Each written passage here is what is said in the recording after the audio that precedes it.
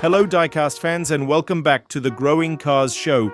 Today we're unboxing the Hot Wheels Ford Bronco 2021, code HYX50 from the HW Hot Truck series, collector number 20 out of 250 for 2025. This model comes in 1/64 scale and was released in Case P.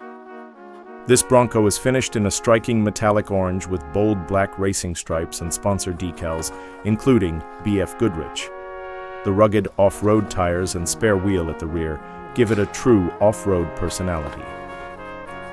Hot Wheels really nailed the lifted stance and aggressive front grille in this casting. The real Ford Bronco 2021 is powered by a 2.7-liter EcoBoost V6 engine, producing 310 horsepower or 231 kilowatts. It measures 4.41 meters in length, hits a top speed of around 200 kilometers per hour, and accelerates from 0 to 100 in about 6.2 seconds. It was designed to be both a modern SUV and a tribute to the classic off-road icon.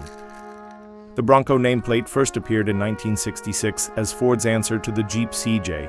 After being discontinued in the 90s, it made a triumphant comeback in 2021 with retro styling and advanced off-road features, quickly becoming a favorite among enthusiasts.